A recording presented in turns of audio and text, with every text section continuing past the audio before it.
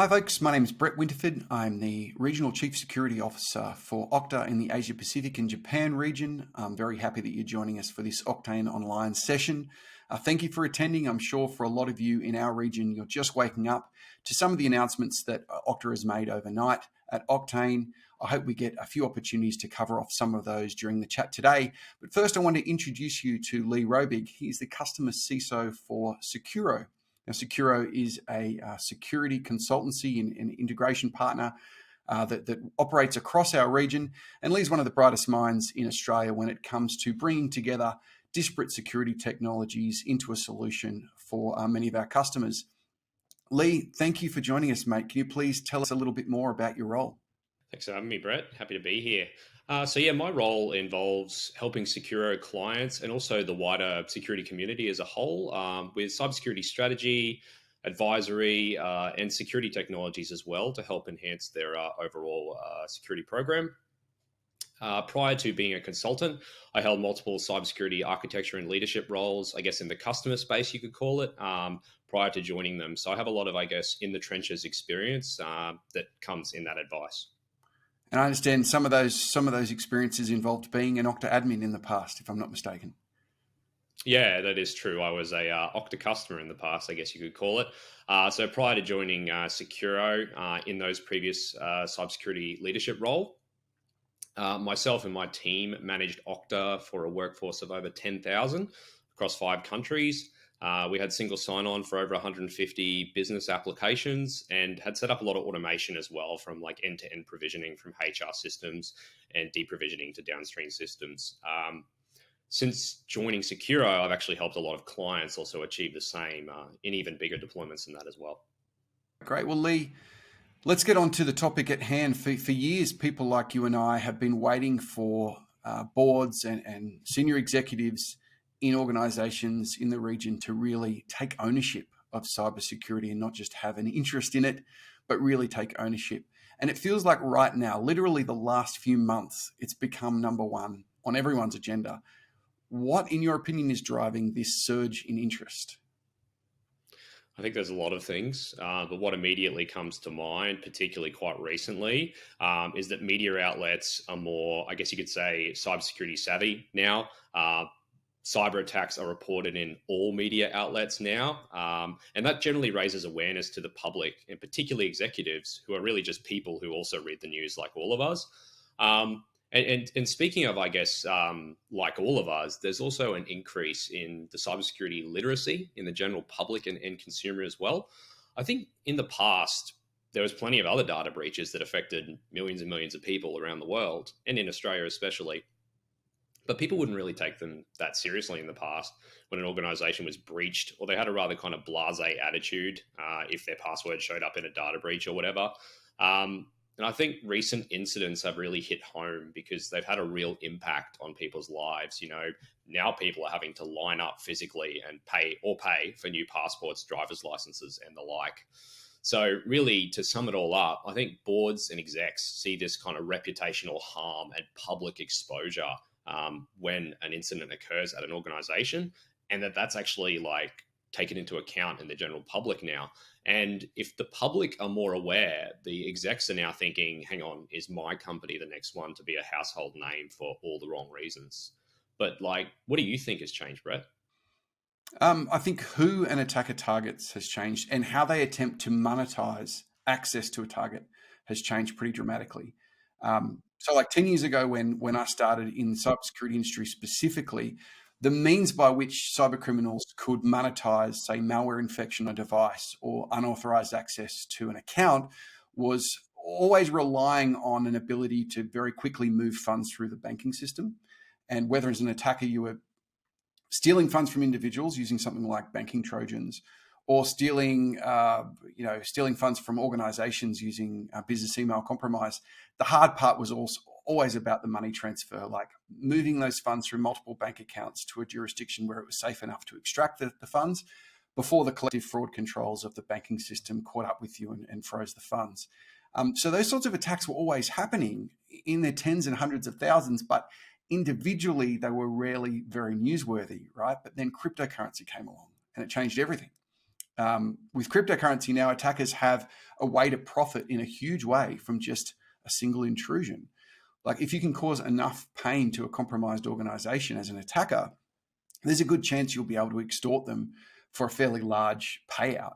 And the two ways in which primarily they're causing that pain is through ransomware in the first instance, or from data exfiltration with an extortion request off the back of it. So around ransomware in the last 6 or 7 years, we've seen these cybercrime ecosystems build up around popular strains of ransomware, where you get a lesser skilled actor can get access to the malware and the dashboards and the encryption and decryption service, the payment portals, the leak sites, everything as a service, so that they can conduct their own campaign. And now we're starting to see that with data exfiltration as well, where you have a cybercrime ecosystem building up around pretty simple info stealer Trojans that can be leased. So you get the malware, the admin panel, the tools for data exfiltration, etc. It's really instructive, actually, that the world's one of the world's oldest banking Trojans and most used banking Trojans, the Ursnif-Gozi family of malware, recently dropped their banking modules altogether. You probably read the news on that like a week ago. Because now there's just as much value in being a generic info stealer, because extorting organizations after you exfiltrate lots of their data is a kind of more lucrative business model than going after individuals. So what's changed, as I said, is who is a target? Well, any organization in any industry, anyone with deep enough pockets, especially if they're in a regulated industry and they have a duty to disclose, they're all a target now. And there's lots of organizations who are really sensitive to any erosion in customer trust.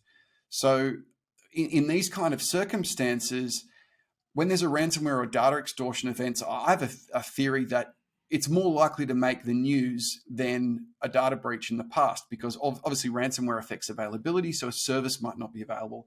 And with data exfiltration and extortion, if you have a regulatory obligation to report the loss of the data and you choose not to disclose, well, you could find yourself in a lot of hot water. So we're seeing a lot more companies come forward and disclose incidents a lot earlier, sometimes before they've even completed their investigation. But Lee, given that just about any organization now can be a target, not just the upper end of enterprise and government, etc., what do you do when you're starting with a company that comes to you and says they don't really have a mature security function, they don't even have a plan? Where do they begin? Where do you begin with them? Yeah, so it's a good question, right? Because I think a lot of organizations out there are now realizing, they can't just get away with having one or two people in IT and they'll handle security, because of course they will, right? They're kind of going, okay, we actually need a dedicated security and risk function in our organizations. So it's definitely an uphill battle for them. I think, look, organizations like that don't have a plan or any kind of strategy around security, they often try to find the path of least resistance, and they go, okay, let me find some kind of compliance framework I can align with, which looks like it'll solve all my problems. So I call that kind of the compliance first approach. And I think the problem there is that even if they have the right governance structure, frameworks, meetings, risk committees in place, those things aren't very helpful at stopping an attacker without actual real security controls to kind of back them up, right? So what I focus on really with organizations like that is a controls first approach, and start with heavy hitters, right? So identity is a big one, right? MFA at a bare minimum. I think the Essential 8 did really well to kind of spread the word on this, but there are still plenty of organizations out there now that don't even have sort of the rudimentary basic SMS-based MFA, right? And on top of that, we've got this situation now that obviously the pandemic really accelerated, where we've got kind of remote work, hybrid workforce, and a lot of scattered assets. We don't exactly have one office and four walls around our organization where everything happens now. And a lot of organizations' previous investments with things like endpoint security and web security, they don't follow the user everywhere they go. So now we have this issue where we move to a remote work model. Suddenly, all of the security investments they made previously have become useless, right? So I try to encourage an organization to use this kind of secure anywhere principle, I call it. It also comes up quite often when I'm talking about a zero trust strategy, where I believe that's one of the key principles of it. Although, I talked about MFA being kind of the bare minimum. And look, I think it's a bit of a funny subject to bring up, right? When it first came about and was quite well spoken of and deployed in a lot of organizations, it was kind of thought of as the panacea back when phishing really took off, many years ago now. Although, as we could probably agree, phishing isn't really slowing down. And I think the good news there is because of that, and because of much time has passed, and the Essential 8 and the like, a lot of organizations have implemented some form of MFA now. But I actually think now attackers are finding more creative ways to get around that, right? Because it's expected as the bare minimum most organizations will have. So I think a problem there is organizations kind of deployed MFA a number of years ago, and they really never really revisited their authentication policies after they enabled MFA. They kind of thought that's all they needed to do and their job was done. And that's where I'm kind of would hand back to you, Brett, because you work in an identity-based company. What do you think? Do you think organizations have put too many eggs in one basket with MFA? Look, multi-factor authentication, like, it remains, in my opinion, the one security tool or security control that gives you the most bang for buck, right? It always creates work for your adversary. It always creates detection opportunities, even when you're talking about those really rudimentary forms of multi-factor authentication that people first experienced, using SMS and the like. But as you say, it's not infallible. And as multi-factor authentication becomes more pervasive, as it's switched on by default for new accounts, etc., which is a great thing, attackers are naturally going to work harder on finding ways to avoid it. And the most effective ways we're seeing attackers avoid multi-factor authentication is to steal session cookies alongside credentials. And the two most common ways to do that are the various malware families that enable you to extract session cookies and credentials from the browser of a compromised user, or from modern phishing infrastructure that sits between a target and the legitimate site that they would intend normally to authenticate to. We're seeing, we proactively notify our customers at Okta when we see phishing infrastructure stood up to try and imitate an Okta sign-in widget or target our customers. And we've sent thousands of notifications over the last 12 or 18 months. And proportionally, we're seeing a far larger number of phishing campaigns now using these kind of real-time adversary in the middle phishing infrastructure. So on that basis, we're trying to pivot the company in a big way. The CEO has made a very big commitment, and you'll probably hear it if you go and look at some of the security-related sessions at Oktane this year. You'll see a lot of noise about phishing-resistant authentication. So that is using smart cards and WebAuthn, which we've supported in the platform for a very long time. We have lots of customers that are wall-to-wall using WebAuthn security keys or platform authenticators to ensure they have phishing-resistant authentication flows. But we've also spent a lot of time investing in FastPass, which is Okta's passwordless solution, to make sure that we can cover off the maximum number of use cases where you would need a phishing-resistant flow because you're trying to protect access to a very sensitive resource. So there's some really exciting developments there from a detection and response perspective. I'm super excited about some of the abilities of FastPass to actually expose in system log when an adversary in the middle phishing campaign is being targeted. When an adversary has tried to phish one of your users and the origin check has failed, that just leads to so many security orchestration opportunities where you can automate your response in a way that protects all the other users in the organization. So there's lots of work that we're doing in this space in the identity part of the problem. But obviously, phishing is not just about identity. It doesn't end there. There are other controls that folks should be looking at. What are you talking to customers about when you're out there talking about phishing? Yeah, it's a good question. So outside of the obvious ones, like where identity we've sort of spoken about, it kind of comes down to the old principle, right? Defense in depth, something we never got to forget, right? Having security in layers in our environment. And I think the kind of the birth of the term, or at least the repopularization of the term zero trust, which is all about adding more context and making less assumptions about the data points you have, right? To create more informed trust decisions. Something I regularly find organizations can do to significantly improve their security posture starts with the endpoint, right? So I actually think next to identity that the endpoint is our other main security data point we rely on to keep our users safe. So even if you just think about what happens on the endpoint, right? You just even use the browser on the endpoint. There's tons of session tokens in there, cookies, passwords saved, tons of data stored locally on the endpoint as well. So from an attacker's perspective, in my view, an endpoint is kind of a gold mine for an attacker if they manage to compromise it or access it remotely. And the most important controls, in my view, at the endpoint are EDR combined with application allow listing, or application control, as it's also called. But one thing to note here is that I said combined with and not or. And I think that comes down to that defense in depth and not putting all your eggs in one basket approach, like when we were talking about with MFA before, right? EDR can be worked around in the right set of circumstances, or sometimes legitimate apps are run for nefarious purposes. Like there are breaches that have occurred because someone's gained access to an environment by tricking them into being IT and asking them to run a TeamViewer session, right? Or even remote access scams happen all the time through those mechanisms. And they're not actually malicious apps. They're just legitimate apps used for nefarious purposes. And they wouldn't generally be considered malicious to a normal EDR system.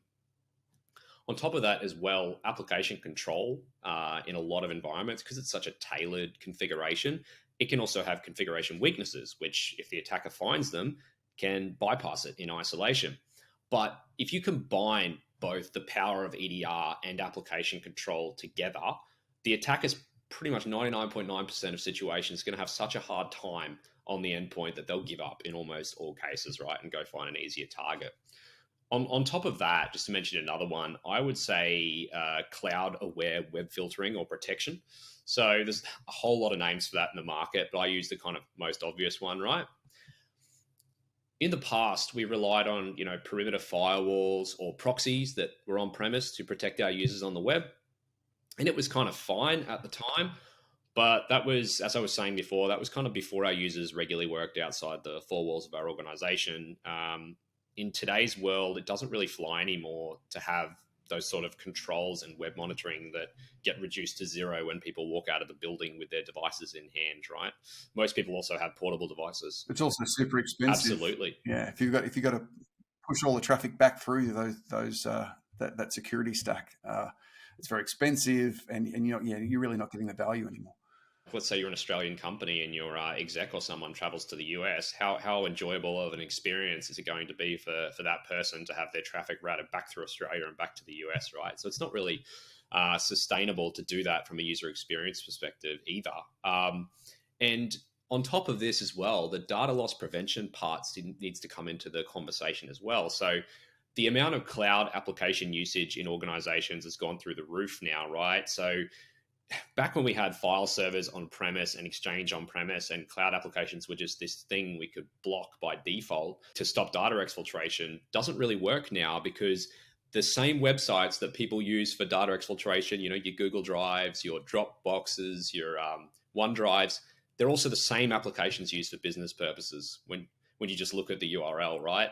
And that's why I kind of create that emphasis around cloud-aware web filtering, because now it doesn't cut it anymore to just understand if a user is visiting Google Drive, but we have to understand whose Google Drive is it? Is this a personal one? Is this the corporate Google Drive, or is it a competitor's? And what are they actually doing there? Are they downloading data? Are they uploading data? Are they sharing? What type of data is going there as well, right?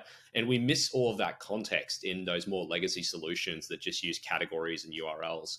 And, we just talked about business enablement, right? So we can't really kind of block by default when it comes to cloud apps now, or we become sort of the productivity dampener in the organization, and people just want to work around us. And so I think all the context we have now, particularly in a solution like that, we actually have the ability to achieve that security as a business enabler thing that we've all been saying for a long time. Now, that actually brings a good point to kind of raise with you.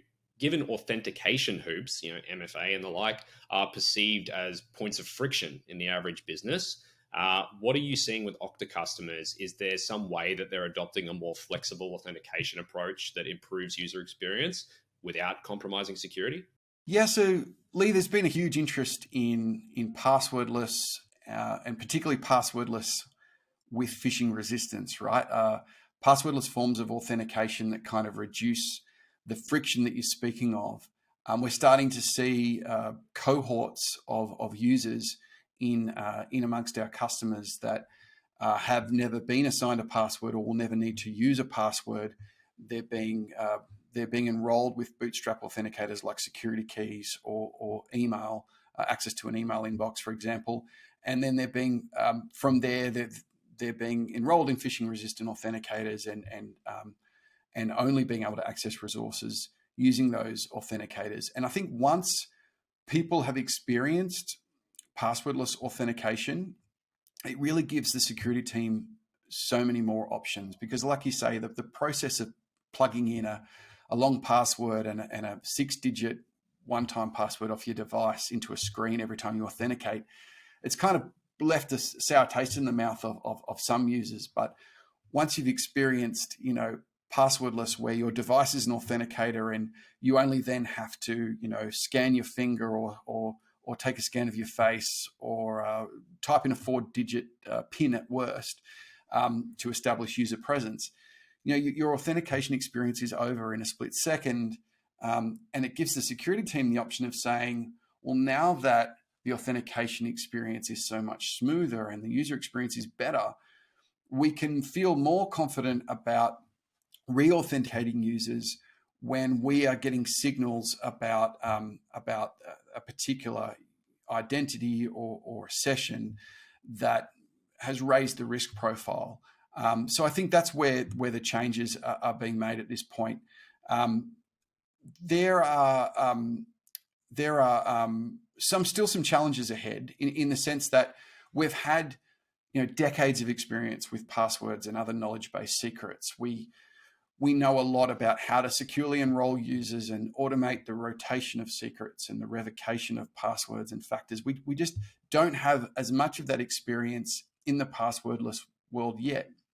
But as I said earlier, there's plenty of our customers that have gone wall to wall with WebAuthn so that all of their users are authenticating using a phishing resistant authenticator. And they're the ones teaching us a lot about what this new world looks like. And I really look forward to reviewing some of the sessions at Oktane to learn from some of these customers. My mission for the next 12 months really is to share as much of what I'm learning from them with all of the customers and prospects and the broader community here in the Asia Pacific region. Yeah, some really good insights, Brett. I especially like that fact that, most organizations out there are probably doing their authentication and MFA like once a day in most places, right? Maybe twice. And that probably gets them plenty of complaints. And I think a lot of people haven't really thought of the fact that actually passwordless, although you hear that and you think, oh, it sounds like it could be less secure. But then you think about the fact that you can ask for authentication far more often when it's more seamless actually gives you better assurance and better security outcomes in the long run. And I think another thing, and I really like that customer stories are being shared to kind of offset this, is technology companies and even consultancies and that have these great ideas sometimes, but businesses are really complicated, right? And we need to be able to have that assurance that this really works in the real world. And for situations that are corner case and they're not perfect situations where these things aren't going to work properly, how those type of companies actually overcome those issues, right, in the real world. And I think being able to share that with customers will give people, a lot of confidence in embarking on that journey themselves, and also a bunch of gotchas that they'll be aware of in advance before they go down that route, right? And I think it's very powerful to share those kind of messages out. Awesome. Well, I think we're both going to have a heap of fun exploring this kind of passwordless world over the next 12 or 18 months. We really value your partnership at Sekuro, and thank you for joining me for this chat at Oktane Online. And I hope to be doing this with you again soon. Always a pleasure, Brett. Thanks for having me, mate.